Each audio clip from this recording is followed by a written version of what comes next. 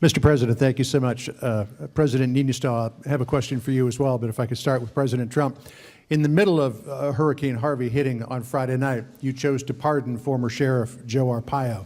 I wonder if you could tell us what was behind your thinking for issuing a pardon for the sheriff, and as well, what do you say to your critics, even some in your own party, who say it was the wrong thing to do?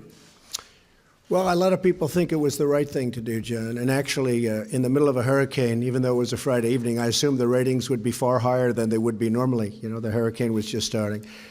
And I put it out that I had pardoned, as we say, Sheriff Joe. He's done a great job for the people of Arizona. He's very strong on borders, very strong on illegal immigration. He is loved in Arizona. I thought he was treated unbelievably unfairly when they came down with their big decision to go get him right before the election voting started, as you know, and he lost in a fairly close election. He would have won the election, but they just hammered him just before the election. I thought that was a very, very unfair thing to do. When I mentioned him the other night, you saw the massive crowd we had. The people went crazy when I said, "What do you think of Sheriff Joe?" or something to that effect. The place went absolutely crazy when I was in Arizona last week.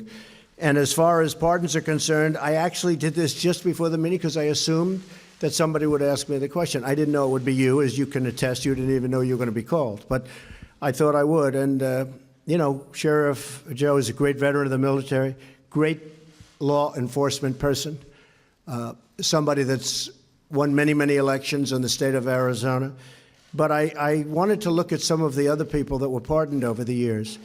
And if you look at, as an example, President Clinton pardoned Mark Rich, who was charged with crimes going back decades, including illegally buying oil from Iran while it held 53 American hostages, wasn't allowed to do that, selling to the enemies of the United States. He was pardoned after his wife donated hundreds of thousands of dollars to the Clintons. Then you have dangerous criminals. President Clinton pardoned Susan Rosenberg, a member of the Weathered Underground, charged as part of a bank robbery that led to a guard and 2 police officers being killed.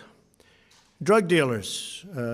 President Clinton commuted the sentence of Carlos Vignali, a central player in a cocaine ring that stretched from California to Minnesota. Criminal leaker. You've heard the word leaker? President Obama commuted the sentence of Chelsea Manning, who leaked countless sensitive and classified documents to WikiLeaks, perhaps and others, but horrible, horrible thing that he did, commuted the sentence, and perhaps pardoned. President Obama commuted the sentence of Oscar Lopez Rivera, who was charged as part of a violent independence group from Puerto Rico, responsible for 28 Chicago area bombings and many deaths in the 1970s and 1980s. Sheriff Joe is a patriot.